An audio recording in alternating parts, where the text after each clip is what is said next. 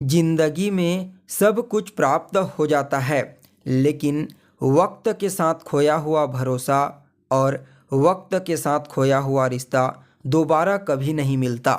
नमस्कार दोस्तों, मैं ज्योतिष आचार्य वासुदेव मिश्रा आपका अपने चैनल मिरेकल ऑफ एस्ट्रोलॉजी में हार्दिक स्वागत करता हूं। दोस्तों, आज का यह ज्योतिष का कार्यक्रम आप लोगों के लिए यानी कि सिंह राशि वालों के लिए बेहद ही ज़्यादा महत्वपूर्ण और ख़ास कार्यक्रम साबित होने वाला है। जी हाँ दोस्तों, क्योंकि आज के इस ज्योतिष के कार्यक्रम में हम आपको बताएंगे आपके साप्ताहिक राशिफल के बारे में, आपके वीकली प्रेडिक्शन के बारे में। जी हाँ, आप लोगों के लिए नया साल 2024 का पहला महीना, जनवरी महीने का दूसरा सप्ताह यानी कि 8 जनवरी से लेकर के 14 जनवरी 2024 तक का समय किस प्रकार से गुजरने वाला है। इन 7 दिनों में 9 ग्रहों का प्रभाव आपके जीवन में किस प्रकार से पड़ेगा, किन किन क्षेत्रों में विशेष तौर पर आपको लाभ की प्राप्ति होगी, तो वहीं किन किन बातों का आपको विशेष तौर पर ध्यान में रखना है। साथ ही साथ इस सप्ताह को और ज़्यादा प्रभावशाली, बेहतर परिणाम देने वाला बनाने के लिए कौन सा उपाय आप कर सकते हैं, ये सभी जानकारी आज के इस ज्योतिष के कार्यक्रम में आपको बताने वाले हैं। इसलिए अगर आप भी एक सिंह राशि के जातक हैं ना, तो दोस्तों आपकी जिम्मेदारी बनती है कार्यक्रम को अंत तक देखने का प्रयास कीजिए। और अगर आप अपनी जन्म कुंडली पर हमसे परामर्श लेना चाहते हैं तो डिस्क्रिप्शन बॉक्स में और वीडियो के अंदर आपको नंबर मिल जाएगा, जहां से आप संपर्क करके अपनी जन्म कुंडली का बड़े विस्तार पूर्वक अध्ययन करवा सकते हैं। तो दोस्तों, जैसा कि आप यह बात भली भांति जानते हैं कि जो साप्ताहिक राशिफल होता है उसमें चंद्रमा के गोचर की गणना की जाती है। क्योंकि चंद्रमा जो होता है ना, वह मन का कारक ग्रह होता है। हम जो कुछ भी सोचते हैं, जो कुछ भी समझते हैं, उसे ही जीवन के हर क्षेत्र में लागू करने का प्रयास करते हैं। इसलिए दैनिक जीवन में जो भी घटनाएं हमारे जीवन में घटित होती है, उसके पीछे कहीं न कहीं सिर्फ और सिर्फ चंद्रमा का ही हाथ होता है। इसलिए दोस्तों, वीकली प्रेडिक्शन के दौरान चंद्रमा की गोचरीय स्थिति का ज्ञान होना बेहद ही ज़्यादा आवश्यक माना जाता है। तो ऐसे में अगर इस सप्ताह चंद्रमा की गोचरीय स्थिति के बारे में बात की जाए तो चंद्रमा सप्ताह की शुरुआत में यानी कि 8 और 9 तारीख को चंद्रमा का जो गोचर होगा वह यहाँ पर वृश्चिक राशि के ऊपर होगा। और वृश्चिक राशि जो होती है ना दोस्तों, वह चंद्रमा की नीच राशि मानी जाती है। परिणाम स्वरूप इस राशि में गोचर करते हुए चंद्रमा अपने आप को काफ़ी हद तक कमज़ोर बना लेते हैं। लेकिन यहाँ पर एक प्लस पॉइंट यह रहेगा कि पहले से ही इस राशि में एक शुभ ग्रह शुक्रदेव गोचर कर रहे हैं, जिसकी वजह से चंद्रमा की नीचता में काफ़ी हद तक कमी आ जाएगी और चंद्रमा की शुभता में शुक्रदेव वृद्धि कर देंगे। तो वहीं दोस्तों, जो सप्ताह का मध्य पड़ाव का समय होगा यानी कि 10 और 11 जनवरी, इन 2 दिनों में चंद्रमा का गोचर धनु राशि के ऊपर देखने को मिलेगा। धनु राशि के ऊपर पहले से ही 3 ग्रह मंगल, बुध और सूर्य, ये तीनों ग्रह युति बना करके गोचर कर रहे हैं। और जब चंद्रमा वहां पहुंच जाएंगे तो चतुर्ग्रह योग का निर्माण होगा। और इन चारों के ऊपर देवगुरु बृहस्पति जैसे ग्रह की दृष्टि का पड़ना तो फिर कहना ही क्या, यह समय आपको अद्भुत तरीके से प्रभावित करेगा। तो वहीं दोस्तों, सप्ताह का जो अंतिम पड़ाव होगा यानी कि 12 और 13 जनवरी, इन 2 दिनों में चंद्रमा का गोचर मकर राशि के ऊपर होगा। मकर राशि के ऊपर गोचर करते हुए चंद्रमा पर केतु की पंचम दृष्टि पड़ेगी। परिणाम स्वरूप यह समय आपके लिए कुछ चुनौतियों से तो परिपूर्ण रहेगा, लेकिन कुछ गलतफहमी उत्पन्न न हो जाए, इस बात का विशेष तौर पर आपको ध्यान रखना है। कोई भी फैसला लेने से पहले हर पहलू का अच्छे से निरीक्षण कर लीजिए इस समय। तो वहीं सप्ताह के आखिरी दिन में यानी कि 14 जनवरी को चंद्रमा का गोचर कुंभ राशि के ऊपर होगा और पहले से ही कुंभ राशि में शनिदेव गोचर कर रहे हैं। फलतः चंद्रमा और शनि की युति यहाँ पर बनेगी, जिसे शास्त्र में विष नामक दुर्योग कहा जाता है। हालांकि यह दुर्योग तो है, आपके लिए टेंशन और तनाव भी देगा, लेकिन कुछ मामलों में राजयोग की तरह कार्य करता है। सबसे पहले तो दोस्तों, यह आपके चतुर्थ भाव का परिणाम शुरुआत में देंगे। जी हाँ, आपकी गोचर कुंडली में चंद्रमा का गोचर सप्ताह की शुरुआत में यानी कि 8 और 9 जनवरी को चतुर्थ भाव में होगा। चतुर्थ भाव में चंद्रमा दिग्बली होते हैं, चंद्रमा कारक होते हैं और शुक्रदेव भी चतुर्थ भाव के अति विशिष्ट कारक ग्रह हैं। परिणाम स्वरूप चंद्रमा और शुक्र चतुर्थ भाव में गोचर करते हुए सबसे पहले तो आपके पारिवारिक जीवन को खुशनुमा बनाएंगे। जी हाँ, इस समय आपके पारिवारिक जीवन में खुशियों का आगमन होगा। धन को लेकर के जो भी समस्या थी, पारिवारिक जीवन में वाद विवाद चल रहा था, वह दूर होगा। इस समय माता के साथ आपके तालमेल बेहतर बनेंगे। माता का आशीर्वाद और स्नेह आपको प्राप्त होगा।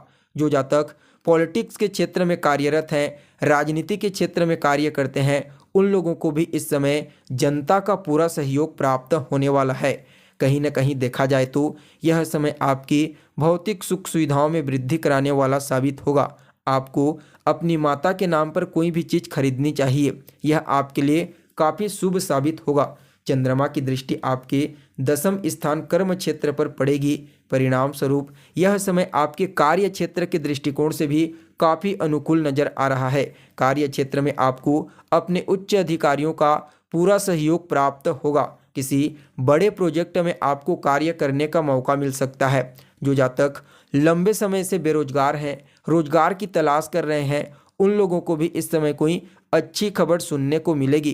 कार्य क्षेत्र में वातावरण आपके अनुकूल रहेगा। देखा जाए तो इस समय आपकी बुद्धिमत्ता, आपका ज्ञान और आपका विवेक कार्य क्षेत्र में हर तरह से परफेक्ट कार्य करने के लिए काफ़ी बेहतर तरीके से एक्टिव हुआ है। तो वहीं दोस्तों देखा जाए तो यहाँ पर जो जातक लंबे समय से किसी न किसी प्रकार से प्रतियोगी परीक्षा की तैयारी कर रहे हैं, उनको भी इस समय सफलता की प्राप्ति होने का योग बना हुआ है। वहीं पिता के साथ तालमेल काफ़ी हद तक बेहतर होंगे। अपने वरिष्ठ जनों का आशीर्वाद आपको प्राप्त होगा। तो वहीं दोस्तों सप्ताह का जो मध्य पड़ाव होगा यानी कि 10 और 11 जनवरी, इन 2 दिनों में चंद्रमा का जो गोचर होगा वह धनु राशि के ऊपर होगा और यह धनु राशि आपकी कुंडली में भाग्य भाव में आपके पंचम भाव में बनती है। परिणाम स्वरूप यह आपके लिए अद्भुत परिणाम देने वाला साबित होगा। जैसा कि आपने थंबनेल में देख ही लिया था कि आपको साल के शुरुआत में ही बहुत बड़ा तोहफा मिलेगा और वह तोहफा यह होगा। जी हाँ दोस्तों, पहले तो आपके जीवन में अचानक ही आपको धन प्राप्ति करवाएंगे, क्योंकि यहाँ पर चंद्रमा पहले तो मंगल, सूर्य और बुध इन 3 ग्रहों के साथ युति बनाएंगे, जिससे चतुर्ग्रह योग का निर्माण होगा और ऊपर से देवगुरु बृहस्पति की दृष्टि का पड़ना, तो यह आपके जीवन में अचानक ही आपको धन की प्राप्ति करवाएगा। इस समय आपकी इच्छाओं की पूर्ति होने के लिए कुछ अवसरों की प्राप्ति आपको होने वाली है। सेहत के दृष्टिकोण से भी आप इस समय को काफ़ी अनुकूल कह सकते हैं। देखा जाए तो बड़े भाई बहनों के साथ आपके तालमेल बेहतर बनेंगे। कहीं ना कहीं यह समय आपके पूर्व के अच्छे कर्मों का परिणाम आपको बेहतरीन तरीके से प्राप्त करवाएगा। संतान को लेकर के जो समस्या थी वह दूर होगी। इस समय संतान की तरफ से आपको कोई शुभ समाचार की प्राप्ति हो सकती है। आप किसी भी फील्ड में कार्य क्यों न कर रहे हो, उस फील्ड में सफलता प्राप्त करने के लिए इस समय ज़्यादा मेहनत करने की आवश्यकता नहीं है। जी हाँ, थोड़ा सा भी अगर आप मेहनत कर देते हैं, एफर्ट लगा देते हैं, तो आपको उस फील्ड में सफलता की प्राप्ति होगी। देखा जाए तो कहीं ना कहीं यह समय आपके लव रिलेशनशिप के दृष्टिकोण से भी काफ़ी अनुकूल कहा जा सकता है। अगर आप किसी के साथ रिलेशनशिप में हैं तो वह बॉन्डिंग और ज़्यादा मजबूत बनेगी। तो वहीं दोस्तों सप्ताह के अंतिम पड़ाव में यानी कि 12 और 13 तारीख को चंद्रमा का गोचर आपकी कुंडली के 6ठे स्थान में होगा। यहाँ पर मकर राशि में केतु की दृष्टि से दृष्ट होकर के गोचर करेंगे। परिणाम स्वरूप यह आपके जीवन में रोग, ऋण, शत्रु इन तीनों चीज़ों को एक्टिव कर देंगे। जी हाँ, आपको अपने खान पान और रहन सहन पर इस समय विशेष रूप से ध्यान देने की आवश्यकता है, नहीं तो आपकी सेहत डाउन हो जाएगी। अगर आपने कोई कर्जा या लोन किसी से ले रखा हुआ है तो वह भी आपको इस समय थोड़ा बहुत डिस्टर्ब कर सकता है। देखा जाए तो कहीं ना कहीं उन लोगों को भी इस समय परेशानी होगी जो किसी भी प्रकार से कोई प्रतियोगी परीक्षा, कंपटीशन एग्जाम की तैयारी कर रहे हैं। हालांकि उनके लिए प्लस पॉइंट साबित होगा जो विदेश जाना चाहते हैं। विदेश में जाकर के कोई काम धंधा, नौकरी करना चाहते हैं उनको इस समय कुछ नए अवसर की प्राप्ति हो सकती है। निवेश के मामले में भी काफ़ी हद तक इस समय को आपके लिए अनुकूल कहा जा सकता है। आप लॉटरी, सट्टा, शेयर इन क्षेत्रों में पैसा लगा करके इनकम जनरेट कर सकते हैं, लेकिन इसके लिए आपकी जन्म कुंडली में भी ग्रहों की स्थिति का अनुकूल होना, वर्तमान दशा और अंतर्दशा का बेहतर होना आवश्यक है। तभी आपको उन क्षेत्रों से लाभ की प्राप्ति होगी। कुल मिलाकर के देखा जाए तो यह सप्ताह आपके लिए अत्यंत ही श्रेष्ठ साबित होगा। कुछ मामलों को छोड़ करके जो आपको बताया जा चुका है, फिर भी एक दो उपाय आपको बता रहे हैं, अवश्य फॉलो कीजिए। तो सबसे पहले तो दोस्तों आपको क्या करना चाहिए? सबसे पहले आपको सूर्य देव को रोजाना अर्घ्य प्रदान करना है।